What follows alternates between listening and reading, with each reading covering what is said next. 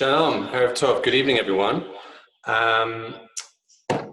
Welcome to this Zoom event from the Begin Center. There's a number of you are regulars, and I think there's probably some newcomers as well. For those of you who don't know me, my name is Paul Gross. I'm a senior fellow here at the Menachem Begin Heritage Center. And among other things, I have responsibility for most of the events and the programs in English that we do here at the center.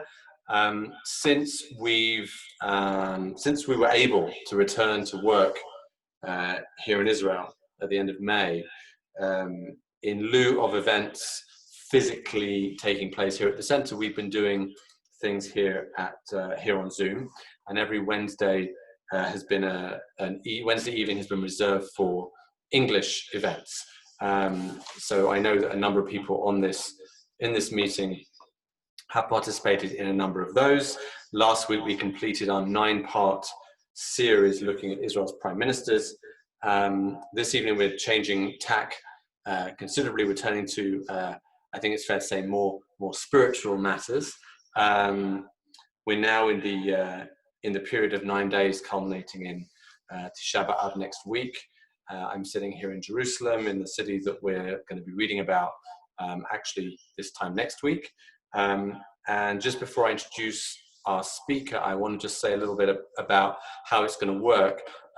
Those of you who've been on these meetings before will know that usually our speaker takes questions after he's given an opening address, and those questions are done through the chat facility, writing in the questions. We're going to do it a little bit differently this time, because it's a text-based shiur.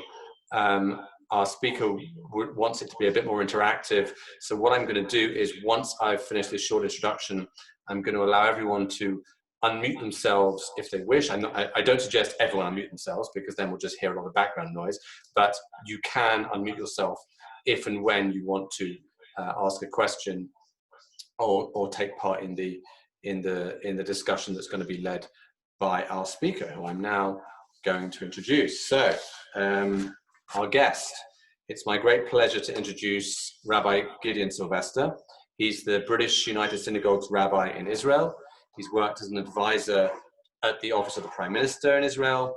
He's taught Jewish approaches to human rights to American rabbinical students and Israelis studying at the Hebrew University. He's currently writing his doctorate at Bar Ilan University. Prior to making aliya from the UK, he served as rabbi at Radlett United Synagogue, developing it from an embryonic community into Britain's fastest growing modern Orthodox synagogue. Full disclaimer, he also had the very important job about 10 years ago of marrying me and my wife, and he's a good friend. So without further ado, I'm going to pass you over to Gideon Sylvester, Rabbi Gideon Sylvester.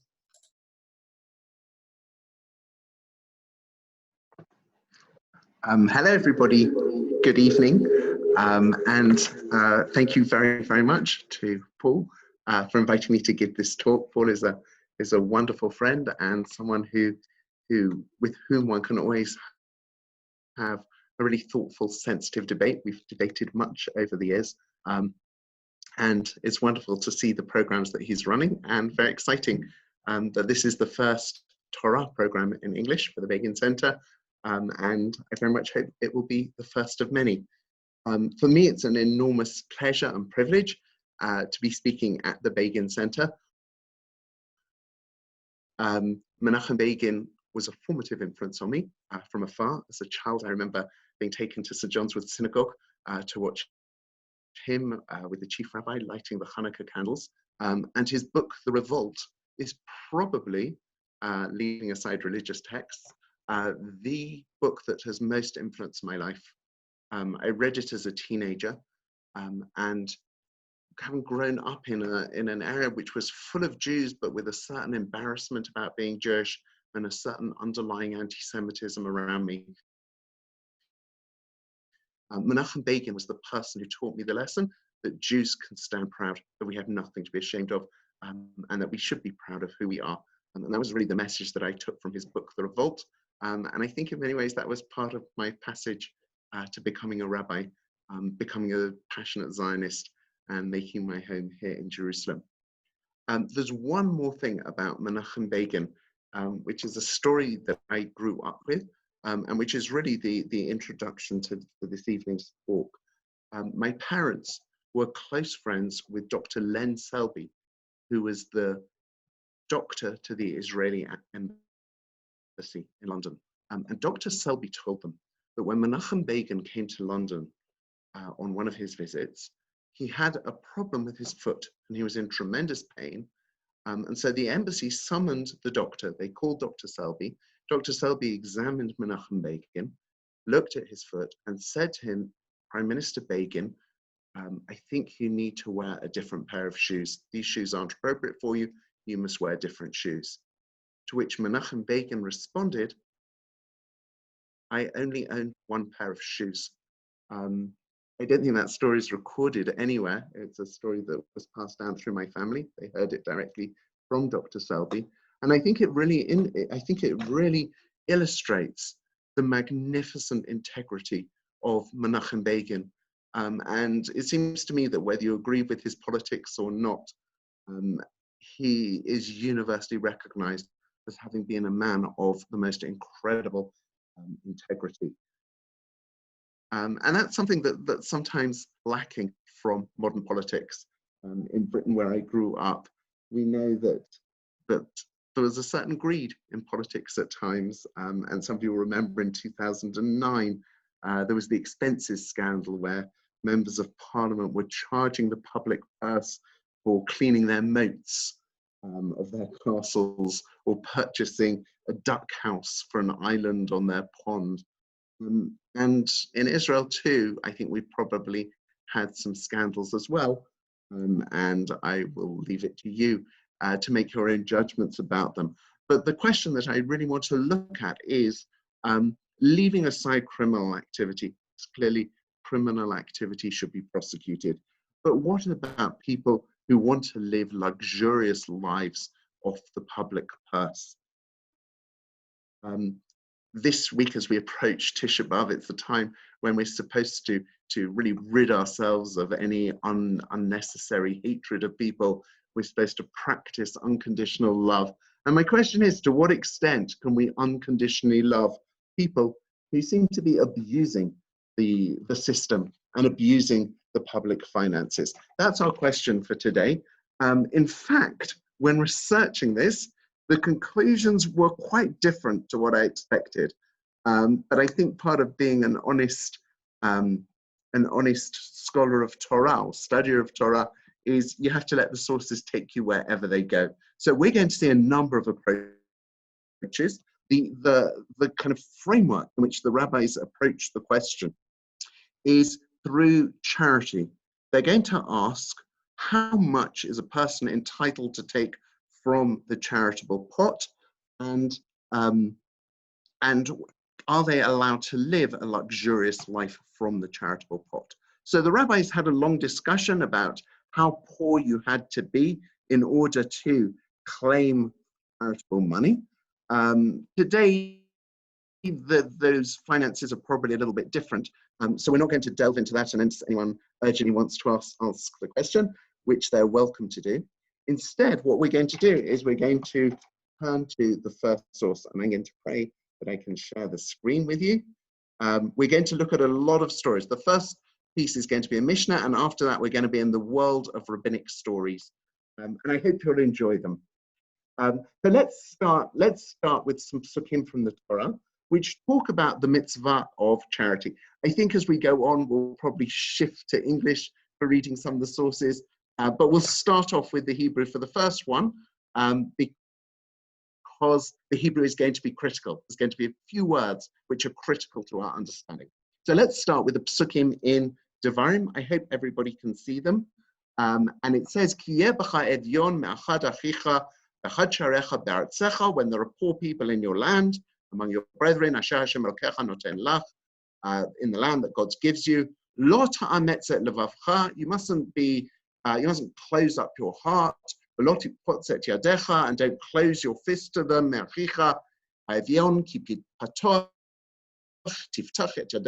because you must certainly open your hand to the poor people, and you have to lend them money where necessary. And now we come to the crucial phrase. This phrase is going to be the phrase that that's going to accompany us throughout this evening.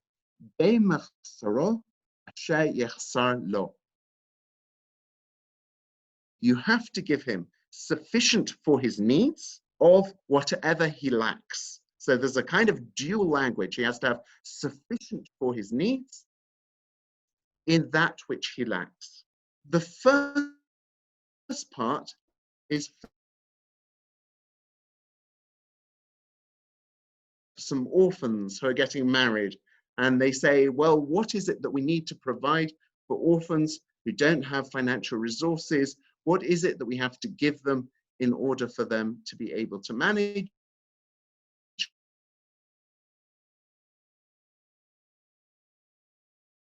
And the necessities, I guess, what in Jungle Book language is called the bare necessities of life. And that's what we have to give them. In modern parlance, I saw in a modern halacha book this morning by Rav Aaron Aryeh Katz called Psakim Utshuvot. He says that in modern terms, that means that someone who applies to the community for charitable help is entitled to receive the food they need, the drink they need, basic furnishings, electrical equipment, and then he says, and maybe a phone and air conditioning, which I think is rather sweet. He also talks about them being allowed to have their spiritual needs. So if they need a pair of tefillin, they can have a pair of tefillin, but not the very, very best, just the basics of what they might need. And that's the day machsaro, that a person is entitled to the basic needs of what they need to live. It's the second part of the pasuk, which is the one which is going to complicate everything, and I think make for a fascinating discussion. It's that asher yechsar lo. He's also entitled, he or she is also entitled to whatever it is that they lack. And here we're going to see quite a radical understanding of the story. It would be really lovely if someone would read for us in English, because I know some people speak Hebrew, but everyone speaks English. So we're going to move across to English now. If someone would read for us the second source. Does someone mind opening up their microphone and reading it for us? You. Thank you. I don't know who that is, but thank you. It's someone in America. Hello, sir. Marcus. This is a professional actor reading for us. Thank you, Marcus, and a beloved friend. Thank you, Rabbi. Our rabbis taught whatever he lacks implies you are commanded to maintain him, but you are not commanded to make him rich. Whatever he lacks includes even a horse to ride upon and a slave to run before him. It was said of Hillel the elder that he bought a horse to ride upon and a slave to run before a poor man who came from a good family. Once Hillel could not find a slave to run before him, so he himself ran before him. Oh my God. Okay, for 3 miles. Oh, sorry, I needed to lower down the text. 3 miles. I apologize. Thank you, Marcus. Thank you very, Pleasure. very much. Pleasure. So here we have the Mishnah saying to us, sorry, the Gemara now, saying to us that Dei Machsaro means you have to give him what he needs, but you're under no obligation. The charitable funds of the community have no obligation to make somebody rich. But then we have the whatever the person lacks, whatever they lack. And here it gets much more complicated, because the Gemara says even a horse to ride on and a slave to run before them. And then we have this story of Hillel, who meets a person who was once very well off, fell on hard times, and Hillel decides to help him to the extent that he provides the horse, he provides a slave to run before him, and when there's no slave to fulfill the job, Hillel gets up and he does it himself, and he runs for 3 miles in front of this man, indicating the great wealth and power of this man. It's an extraordinary story. It's extraordinary because Hillel himself is a fascinating character. He's someone who lived in terrible, grinding, terrifying poverty for much of his life. And on the other hand, he's someone who knew how to look after himself, and later in life, after giving shiur to his students, the Midrash Rabbah says that he starts to walk home and the students start following him and they say to him, where are you going? And he says, I'm going to do a mitzvah. And they say, where are you going to do the mitzvah? He says, in the bathhouse. They say, what mitzvah can you possibly do in the bathhouse? He says, I'm going to look after my body. It was given to me by God. And he's someone who understands poverty. He's somebody who understands pampering himself. And when it comes to this rich, formerly rich man, Hillel is out to help him and gives him the horse and the slave. I wanted to ask you, and if anyone wants to unmute themselves and take a stab at it, what's he hoping to achieve by providing a horse and a slave? Is this going to solve the man's problems? Is it going to solve his ego? What's Hillel about? What's he trying to achieve? Does anybody want to have a stab at the question? He's trying to give him his dignity. Sorry, you know what? If you answer a question, can you just say your name and then sure, loud? Go for it. Steve Pasternak, New Jersey. I would say he's trying to give the person his dignity that he otherwise had until he lost his money. Fantastic, fantastic. He's trying to give him his dignity. Any other responses to what it is that Hillel is attempting to achieve? Can you see us? Can you see us if I... It's not always clear who's speaking. No, not necessarily. But if you speak, we'll hear you. Okay. Annie from Vancouver, Canada. I think what they're trying to say here is that it should be kept in the style that he was used to, at the level of the financial level that he was more or less used to, including slaves to run ahead of him. Okay, thank you. Trying to get him. I don't agree with, of course. Okay, of course. Any other responses of what Hillel's trying to achieve? Hi, this is Ravi Feinberg. To me, it feels like he's trying to give him tools to help himself get better. So like teach a man to fish. Okay, interesting. So it seems to me, I'm going to back in now and tell you what I think, because we've got quite a lot to see. But thank you for those who contributed, and I want to hear more contributions as we go on. Can I say something? Can I? Okay, one last one, go. I'm sorry. I actually wrote a chat about what you already discussed, so that's irrelevant now. But according to the Rambam's 8 levels of tzedakah, the first and highest level is where you're supposed to give the person either a loan so that he can use it to rehabilitate himself, or actually give him a job so that he won't be poor anymore. And maybe that's what Hillel was trying to do. He wants to sort of keep him out of the poverty group and have him go back to his former lifestyle. Thank you. So lots of suggestions here. My feeling is, and first of all, apart from the fact that I've read some of the commentaries on this, it may be that I'm completely wrong, and it may be that your approaches are better. My sense is that Hillel is not really helping the guy to fish, what he's providing him with, and that he's not in any way combating injustices or achieving any sort of leveling. Providing a horse and a slave to go in front of the man does not really, I don't think, solve the man's problems at home. It doesn't put food on his table. It doesn't further his business. On the contrary, what's going on here is a very public and almost ostentatious, or perhaps ostentatious, display of wealth, which is extraordinary. And at the very end, for those of you who stayed at the end, and we'll go for about an hour from when we started, I'm going to share with you a beautiful interpretation by Professor Moshe Halbertal. But for the meantime, it seems as if what Hillel is trying to do is, as I think the first speaker said, he's trying to save him from his embarrassment. And interestingly, we'll see that that some of the commentators say that the whole concept of helping someone in this way and giving them what are really luxuries is only when the person's poverty is unknown to anybody else. Once the public knows that somebody's poor, there's no particular reason to give them these luxurious items.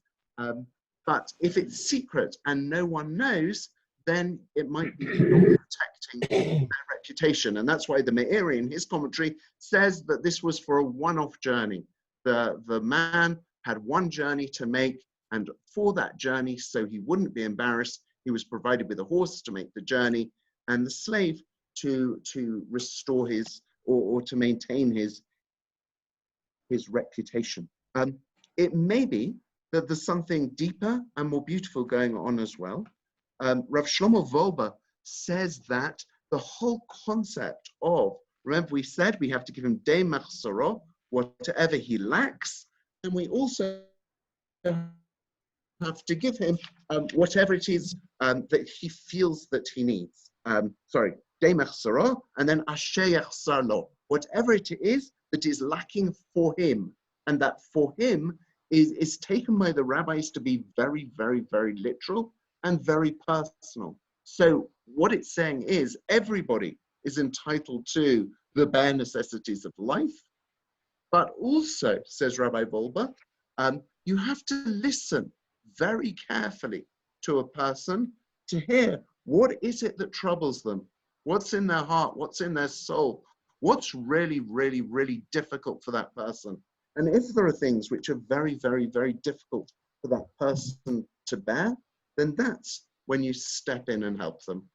And Rabbi Sachs has written very beautifully that this is part of the rabbi's approach to sensitivity.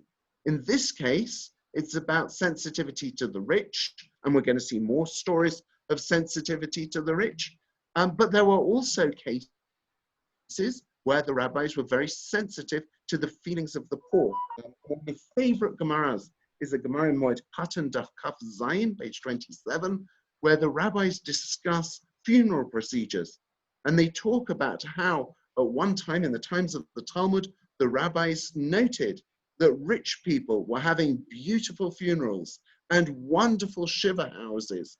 And they were able to show off their wealth in that way. But the poor people were desperately embarrassed. They were embarrassed at the shiva houses, they were embarrassed at the funerals, and it got to the point where the poor people were so embarrassed about their families' funerals that sometimes they would just leave the dead person where they were and flee the city because they couldn't bear to be there. And the rabbis stepped in and made a series of decrees where they said everyone, every single Jew will have the funeral of a poor person, and that way no one need be embarrassed. And that's why to this very day, if you go to a funeral in the diaspora, please mute your microphone. Because mine was outside. I put it in. Please mute your microphones. I'm listening here because it's too hot in the computer room. That's why to this very day, if you go to a funeral in the diaspora, there's always just a plain wooden coffin. And wherever you are in the world, in Israel, people aren't buried in coffins unless they're soldiers. And wherever you are in the world, just plain shrouds, because we want to make sure that no one's embarrassed. Some people get around that by putting up the most ostentatious headstones, but it's hard to stop everything. But the rabbis wanted to be sensitive to everyone's needs. So, to recap, we have this idea that we have to provide the poor person with the bare necessities of life and whatever it is that that person needs. We're going to skip over the next passage in the Gemara because we've got so much to see, but it's essentially a story that supports what Hillel did. It describes how in the Upper Galilee, there was a person who was very, very poor, who had once been very rich, was used to a rich lifestyle, fell on hard times, and the community supported him by supplying some very expensive meat for him on a regular basis. Every single day, the Gemara says, he was served this expensive meat. But now we're going to come to a story that's much more difficult. And we're going to enter the world, which it was really the topic of the share, of what about those who are asking for a luxurious lifestyle when they don't necessarily deserve it, or there aren't necessarily the funds to provide it. And this is a story about a poor person who comes to Rabbi Nehemiah. Rabbi Nehemiah lived in the year around the time of the 2nd century CE. He was one of the students of Rabbi Akiva, and we have a lovely story, or a heartbreaking story, coming up. Beverly, would you mind reading it for us? Sorry, I can just see Beverly, and I know Beverly, and it's lovely to see her. Yeah? Okay. It's coming, it's coming, it's coming, it's coming. Okay. Go for it, Beverly. All right. Someone once asked Rav Nehemiah for charity. What do your meals consist of? The rabbi asked him. Of fat meat and old wine, he replied. Will you live with me on lentils? The rabbi asked. The man consented, lived with him on lentils, and died. Alas, the rabbi said, for this man whom Nehemiah has killed. On the contrary, he should have said, alas, for Nehemiah who killed this man. In fact, the man himself was to blame, for he did not have to spoil himself to such an extent. Thank you very much, Beverly. So we have this tension. You have Rabbi Nehemiah, the leader of the community, and as is the way of rabbis, he's underpaid, and he's living, that was just a little dig, and he's living on lentils. He's living, which might be a great diet, but he's living on lentils. The rich man comes to him and says, I'm used to a fabulous diet of all this fat meat. Rabbi Nehemiah says, are you prepared to live with me on lentils? The guy does, and he dies.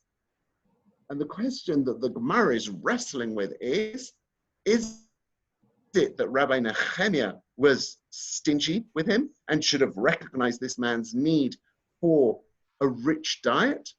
Or is it that the man was spoilt and should have been able to exist on lentils alone? Any thoughts on this?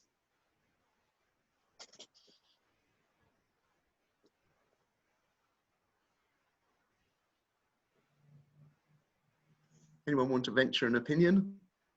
If it's okay for the rabbi to have lentils, it should be okay for the rich person who lost his assets also to eat lentils. And he may have died for a completely different reason altogether. Well, he may have died from a different reason altogether, but I think that the point that the Gemara is making, the reason the Gemara kind of connects this, is because it wants us to understand that this man really couldn't survive on a poor diet. It may be the princess and the pea, that this man who's very spoilt, really, his body really is sensitive to the point that that's all he needs to have, this kind of diet. But it's also odd that he asked him what his meals consist of, because if he was only going to give him lentils, why ask and make the person embarrassed that he used to have these amazing meals and now he's going to live on lentils? Okay, great question. I hadn't seen it that way at all, but it's definitely a perfectly legitimate question. Yeah, great question. I'd always sort of seen the man as being a little bit arrogant in kind of showing off about his diet, but definitely,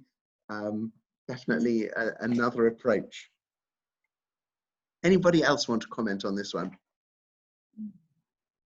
Steve again from New Jersey. The question I have is whether or not, if the man had said no, he couldn't, whether or not alternative arrangements could have been made or would have been made. Interesting question. Yes, the Gemara doesn't tell us. Apparently, the lentils, it seems, is all that was available. But whether they should have made other arrangements, I'm not sure. I'm not sure. Okay. What I'm thinking, can I just say what I'm seeing here? Sure, please. He asks, will you live with me on lentils?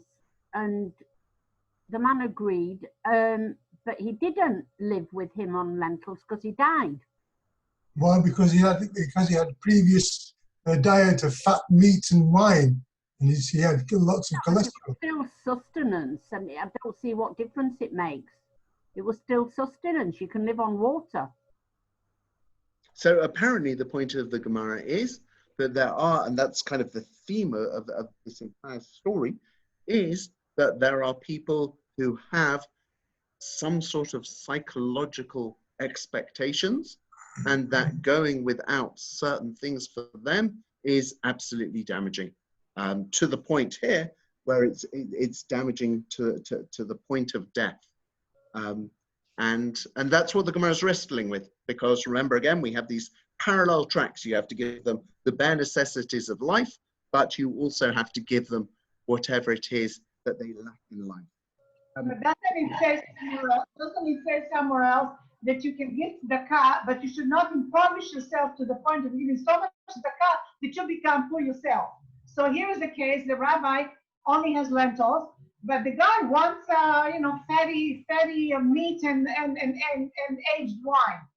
I thought the rabbi was right. Okay, I think we're going to skip over source 4 for the time being. We may well come back to it, but we've got rather a lot to read. So I think we'll skip over it for the moment because it raises lots of other issues as well. And we're going to go to source 5, which is about Mar Ukva. Mar Ukva lived in Babylon. He was the first generation of those scholars of the Gemara. He was the leader of the community. He was the exilarch. He also studied medicine, so he was quite a scholar. And what we're going to discover is how he reacted to someone that he felt, or that there was a question around whether that person was abusing the charitable funds of the community. So,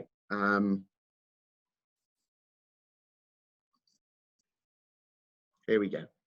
Mar Ukva and his son. Who'd like to read this one for us? Can we have a volunteer? Yes, I'll read it for you. Thank you. Mar Ukva had another pauper in his neighborhood, to whom he always sent 400 dinars every year on Erev Yom Kippur. One day, he sent the money to him by the hand of his son. The son returned and said to him, "The poor individual does not need the charity."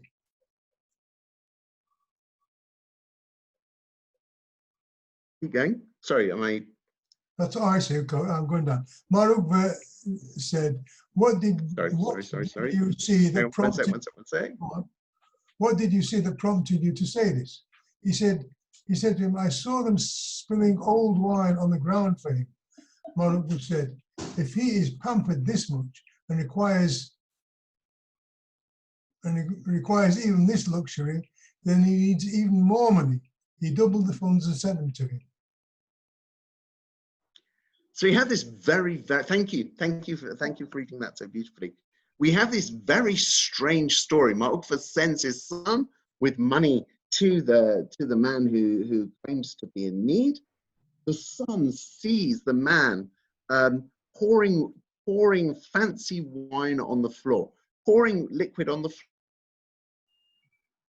floor. Was a way, if you lived in the ancient world, the floors were made of dust, really. They weren't particularly kind of steady or stable, and pouring liquid onto the ground was your way of making sure that your floor was flat and it didn't get full of dirt. But this man, rather than just pouring water on the ground, he's pouring. The son witnesses this scene and says, "This man is abusing dad's charity." He goes home, probably taking the money with him, and says to his dad, "Dad, you're wasting your money. Don't give this man a penny." Mar Ukva surprisingly says, "Well, maybe the man, because he's used to such high living, needs even more money." And Mar Ukva doubles his donation and sends his son back with the money. Any thoughts about why Mar Ukva would do that?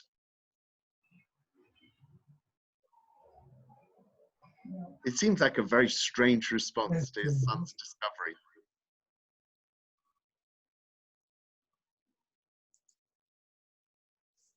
Anyone want to hazard a guess?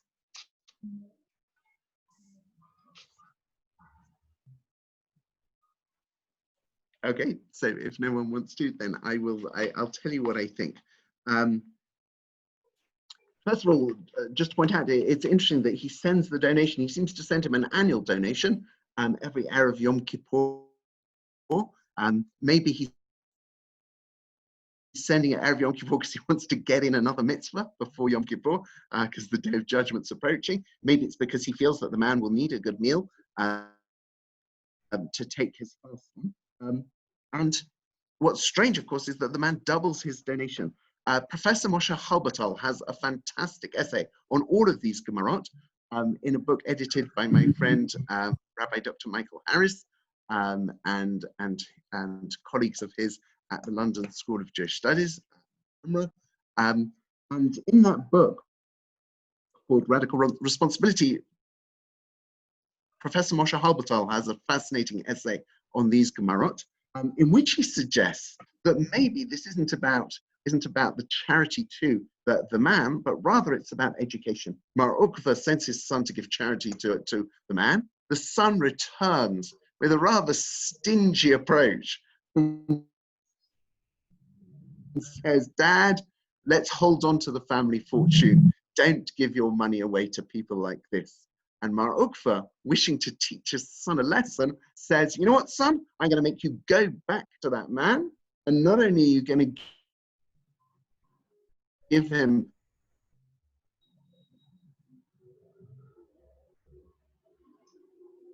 donation to this man in order to teach you a lesson about what should happen with charitable funds." We're now going to see another story in which, again, the rabbi sees someone who appears to be corrupt, and we're going to see what their approach is to that. So this is the story of Rabbi Hanina and another wealthy recipient of charity. And we're going to see how Rabbi Hanina approaches someone who seems to be cheating the public out of charitable funds. My sister Louise is here somewhere, I think. I saw her come into the room. Louise, will you read it for us? She's disappeared. Someone else? Can we have another reader? Okay, maybe I'll read it then. Okay. Oh, go for it. Okay. Rabbi Hanina knew a certain pauper and was accustomed to send to him 4 dinars on every Shabbat Eve. One day he sent it in the hand of his wife. She came back home and said to him, "The man does not need charity." Rabbi Hanina asked her, "What did you see that prompted you to say this?" She said to him, "I heard them saying to him, 'With what do you normally dine? Silver-colored tablecloths, talay, or gold-colored tablecloths?' Rabbi Hanina said, 'This is what Rabbi Elazar said. We should appreciate the..."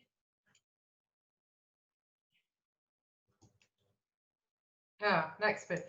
"We should appreciate the swindlers who ask for charity, because were it not for them, we would be sinning every day, as it is stated, and they will cry out against you to the Lord, and it will be your sin," in Devarim 15:9. Okay, thank you. Thank you for reading that so nicely. So we have another of these stories, very similar to the last one. In the last one, we had Mar Ukva sending charity money via his son. In this case, we have Rabbi Hanina, who's sending the charity money with his wife. His wife goes to the house of the claimant of charity and discovers that the man who's been claiming charity is actually living a very good life, and he's either using silver tablecloths or gold-colored tablecloths, but either way, this is seen by the rabbis as a life of luxury, and it seems like this man is somewhat abusing the public purse.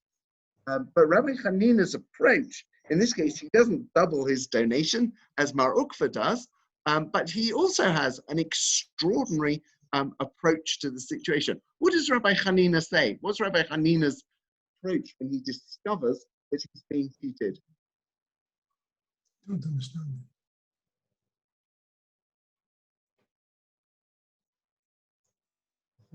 Someone want to venture an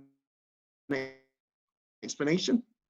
This is Steve. Yeah, it seems possible to me that what he's really saying is once we go down the slippery slope of judging who needs charity and who doesn't, we're going to end up sitting and not giving to anyone because we can always justify why someone doesn't need it. So whether he has gold-colored tablecloths or not is almost beside the point. I think he's saying the issue is you should just be giving charity regardless of what you judge the other person's need to be. Okay, thank you. But why does he want us to think that there are swindlers? He gives the donor the opportunity to do a mitzvah. Okay, so someone's saying, I'm sorry, I couldn't see who it was. Someone's saying, Hi, Gideon, it's Edward Cohen. Hello, Edward Cohen. How lovely to hear you. So Edward says to us that it gives the donor the opportunity to do a mitzvah. The question is whether there really is a mitzvah going on here. Because if I give charity money to somebody who doesn't need that money, then it may be that I haven't done a mitzvah at all. I've just given money to someone who doesn't need it, and I may not be fulfilling my obligation of giving charity at all, and I may have to give more money to somebody else because I haven't fulfilled my obligation to give charity. I have something to say, please. Annie, Vancouver, Canada. The sentence they're quoting is only the last bit of the sentence, but it starts completely different. I'm looking at volume pasuk text. It talks about it talks about Shnat Shmita, when all the loans are forgiven. And when it comes close to it, some people don't want to give any money because they know that they're not going to be able to get it back. So that's why it ends here. So it's out of context, what we just read. We have to read the entire pasuk. Okay, but the Gemara decides to use this pasuk. And it decides to use this pasuk because the Gemara is very happy to sometimes use sukim on a different context. In different ways, and sometimes to take them out of context, to make a drasha. It doesn't always feel the need to use context. And it says that this pasuk says why I have to thank God that there are fraudulent beggars. This is a question which arises for many of us. I know that when I go to shul in the mornings, in the days when we once had shul, now I have a wonderful minyan on my street, but there would often be a stream of people coming to collect money, and there were some people who were very suspicious of them. Some people were very enraged by them. There was one man in particular who used to scream at them, scream at anybody who gave to them. But this Gemara says, don't scream at the frauds, don't scream at the people who give money to the frauds, but on the contrary, you should be grateful to the frauds. So what's the reason, possibly, that I should be grateful to the fraudulent people who turn up asking at my door or in my synagogue asking for money? Okay, so maybe it's proving that when you give charity, you're giving it with your whole heart and you're not cross-examining the person. So when you perceive there's a need, you're doing the mitzvah, and sometimes because you're not embarrassing the person by asking them to give you all the gory details of their financial position, there are going to be instances where you're giving money to someone who doesn't really need it. There's a funny story that someone told us once, where outside their shul there was a beggar every day and they would give him some money. And one year they were in Eilat and they saw the beggar and they were in shock. And then the guy said, well, even schnorrers need to take vacations. Nice. In fact, the flip side of that is also when we give people charity, we're supposed to give them enough that they themselves can give charity. Even poor people should be able to give charity. No, some people I just see that you're Heather. Oh, she's only entered the waiting room. Okay, we'll wait for her to come in. Somebody say something? Sure. If you give charity to everybody, most people, when they find that somebody's been cheating them, they will stop giving charity to anybody. Yes. So you're thankful for the swindler because they're there as well. They take the charity and they give everybody the charity, whether the swindlers or not. You don't ask questions. Okay, but that I would have thought would be the opposite, because if people stop giving charity because of the swindlers, then that's not a reason to thank God, because all the genuine beggars will go without. So I'm going to tell you what I think the Gemara is saying. Sorry, does someone want to say something? Yeah, this is Eric. Is it possible that the Hillel Hashem of embarrassing him outweighs the idea of being a swindler? So we're better off not embarrassing him in any case. Okay, so you're right. We certainly shouldn't embarrass him. And the Gemara actually discusses that. And there are some stories intertwined with these ones about that very subject. But I didn't get to them because they're not really our subject. But what we want to understand is why we should thank God that there are swindlers. And I'm going to tell you, but I've just noticed that Yocheved Debo has entered our shiur, and I just want to pay tribute to her husband, Rabbi David Debo, because he studied many of these texts with me in preparation for the shiur and helped me with many ideas. We clarified a lot of ideas together. The Debos run Midreshet Emunot, or Umanot, which I have the pleasure and privilege of teaching at, which is a midrasha for students from Israel and from abroad, where they spend most of the day learning Torah, but also have the opportunity to study the arts. And they do painting and sculpture and music and drama and creative activities. It's a very special place. So what I think the Gemara is saying is the reason why we should thank God for the fake beggars is as follows. It quotes the pasuk from Devarim saying that beggars who do not receive enough are going to cry out to God, and it will be our sin that we haven't given them the funds they need. And the fact is that most of us fail from time to time to give every beggar who is needy.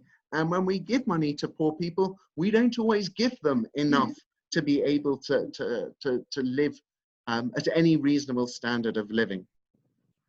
And what the Gemara is saying, and it's developed in other midrashim, is that one day we're going to go up before the divine court. And when we reach the divine court, God is going to ask us that question. God is going to say, Gideon, why didn't you give enough charity? When someone was needy, why didn't you help them as much as you possibly could? Why did you leave people on the streets who were cold and didn't have enough to eat? Why did you only give them one sandwich and not two? And I'm going to really struggle, all of us are going to really struggle to answer that question. And the Gemara says there's only one answer that we're going to be able to give that has a remote chance of getting us let off the hook for this one. We won't be able to say we didn't have enough money because God knows how much money you had and that you could have solved the problem. The one excuse that we will have is that we'll be able to say, but God, I really wanted to give all the beggars, but I knew that some people were cheating me along the way. And that's why I was a bit skeptical when I handed out my charity. And so the Gemara says, when you meet a swindler, don't swear at him, don't scream at him, don't throw him out the shul, just sigh a sigh of relief, because he is your only opportunity to get off the hook when God asks you why you didn't give enough charity. Rav Kook has a very beautiful essay about everything that we've discussed. It's in his commentary on the Gemara called Ein Ayah. And he talks about attitudes to the poor. We've already mentioned that some people have very aggressive attitudes to beggars who they feel don't need our help and are cheating us. But also there are beggars who do need our help, and they also. And I remember reading many years ago. Please switch off your microphone, person who's making lots of noise. Gosh, I thought Israelis only hooted at traffic lights. I didn't realize people hoot on Zoom conversations as well. So I remember when I was staying with my sister and brother-in-law once in London, reading an article in the Times. It was on the 2nd of March, 2009. And it really caught my attention. Because it was a description, it was an interview with a man called Neil Partridge, who is the outreach worker for a group working with the homeless. And he said the following thing, which upset me desperately. He said, if rough sleepers, people who are homeless, are lucky, if they're lucky, the public ignores them. But if they're unlucky, they will be harassed and abused. I've heard of old people being urinated on by passers-by. It goes beyond my comprehension why a person would do that. So there's a sense in which sometimes people behave very badly to people who are poor. And Rav Kook writes that there's a misconception that many people have that poor people are people who are useless, people who are lazy, people who are weak, and people who are lacking in all sorts of qualities. And the Torah is unhappy with that approach. And therefore the Torah turns the tables on us. And the Torah says not only must you hand that person some help grudgingly, but actually at times you're going to have to treat that person like a prince. At times you're going to have to even give them the horse to ride on or the slave to run in front of them. And what the Torah is teaching us in that lesson is that we have to look on the poor in a very, very different way. And we have to understand that the poor are not doing us a favor when they accept our charity, but on the contrary, it is we who have the privilege of giving them that charity.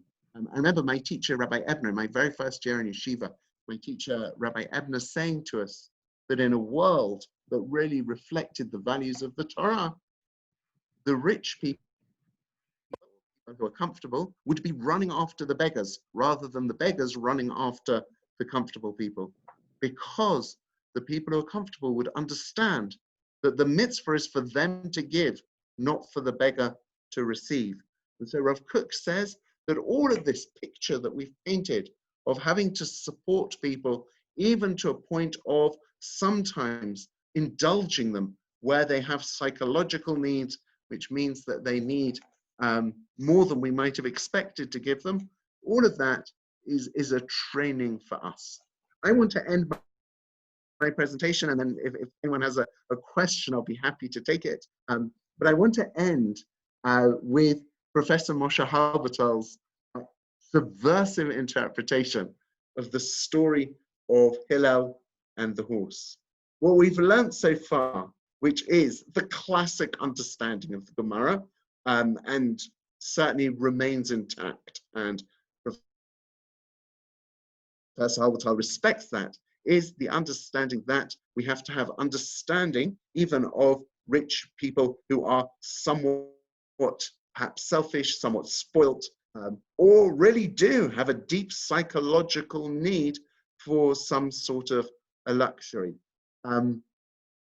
Sometimes it's genuine. That's what we saw in the case of the man who went to Rabbi Nehemiah, who actually died because he couldn't exist on such a simple diet. And the classic understanding is that that's why we have to give them day machzorah. We have to look at them. We have to think carefully about people. We have to empathize with them. We have to understand what it is that they're lacking and help them with it. But Professor Halbertal suggests that there's another possible interpretation. He thinks that perhaps Hillel was trying to teach the man a lesson. When Hillel went himself and ran rather like the slave in front of the horse of the formerly rich man, now poor, it may be that Hillel was saying to him, do you understand what an idiot you're making of yourself? By forcing the greatest rabbi of your generation to run in front of you like a slave? And Professor Halbertal says that he gained this understanding of the Gemara from a famous incident. I don't know how famous it is, but from a story of a couple who were newly married. They were deeply religious, and the husband was learning in kollel. He spent his days learning Torah. And when it came to Friday mornings, the husband was very keen to go back to his kollel and carry on studying Torah. But his wife was finding this arrangement very hard. She said, I can't cope with all the housework on my own. I can't cope with making Shabbat on my own. I don't see why I should have cope with making Shabbat on my own. I think you should be here to help me in the kitchen. And her husband, full of religious zeal, refused to help her. Eventually, the two of them decided they had to sort out their differences, so they went to one of the greatest scholars of Yerushalayim. They went to one of the greatest rabbis of Yerushalayim, and they presented their cases to him. The rabbi listened very carefully, and then he gave his ruling about what the man should do, whether he should go to Kollel or whether he should stay at home and help his wife. The rabbi said, if your learning is that important to you, if your time learning is that precious to you, then I rule that you should not stay at home. You should go to Kollel on Friday mornings and you should learn there. The man had a big smile on his face, and the following Friday morning, his wife gritted her teeth. She went back to the kitchen to prepare Shabbat. The man went off to Kollel to study Torah. In the afternoon, at lunchtime, he returned home, feeling very proud of the Torah that he'd learned. As he walked up the steps to their apartment, he was extremely surprised to find that rabbi, that great rabbi, that world-renowned rabbi, walking down the steps from their apartment, carrying 2 bags of rubbish or garbage from the kitchen. The Kollel student was astonished. He turned to the elderly rabbi and said, "Rabbi, what are you doing? Why are you taking out the rubbish from my house?" To which the rabbi replied, "You said that you had no time to help in the kitchen. You had to be out learning, but I had a little bit of time on my hands, so I came to help out your wife." The man was suitably embarrassed, realized the folly of his ways, and from then on, he was always to be found at home on a Friday morning, helping his wife and together preparing Shabbat. And what Professor Halbertal says is that perhaps is the lesson that Hillel was teaching the formerly wealthy man. Don't be such an idiot. Don't be so self-obsessed. Don't be so indulgent. Understand that sometimes all of us, and perhaps particularly in the era of Corona, all of us have to sometimes sacrifice our ego and sacrifice our pride and live in a slightly more modest way. So just to sum up what we've seen, and if anyone wants to ask a question, that's fine. What we've seen is not what I expected to find in the Gemara. What we've seen is that the rabbis say everyone is entitled to the bare necessities of life. People who have special psychological needs have to be supported and even indulged with those needs. And yet, on the other hand, they also give us a hint that perhaps they also need how to learn to behave appropriately. And what I guess we take away from this story, in terms of my somewhat controversial title, the title that ended up being the title of this year was far less provocative than some of the earlier versions. But what we learn is that the rabbis understood that some people have psychological needs, though I think that the rabbis also understood that where that lurches into criminal behavior, it has to be dealt with in the courts, and otherwise it should be dealt with by the community. There's no obligation for the individual to keep these people in this way, but it might be that the people can go to the communal officials, to the charity officials, and make their case. And if the charity officials think that they have a good case, then we should support them in that way. I'm pausing here. If anybody has a question they'd like to ask, please feel free to do so. Are we doing it via the chat or just call out? Okay, Edward Cohen. Edward Cohen. Yes. Okay, so I heard this story in England about 50 years ago. Laurence Olivier was walking in the center of London with a friend, and a beggar came up to him and recognized him, and he said to him, "I'm starving, I'm poor," you know, the whole spiel. And Olivier gave him a lot of money. So when they left together with his friend said to him, "That was a stupid thing to do. How do you know he's not just pretending?" And I said, "Look, if it was genuine, I'm really glad I gave him the money. And if he was not genuine, that performance was so good he deserved every penny. So that was the. That's a lovely story. I somehow That's feel a lovely it story. fits in with the Gemara stories. The other thing I wanted to say is that I think all your audience this evening and all people in the Western world have been brought up on a diet of capitalism. And even if they're not, even if they feel they're socialists or very leftist in that economic sense, the system is a capitalist system, certainly in the Western world and probably in most of the world. Even China seems to be non-capitalist. And it's very difficult for somebody who has embedded into him from the day he's born that we're in a capitalist system to really understand any of these stories. They just don't make sense to us. I just wanted to make that comment.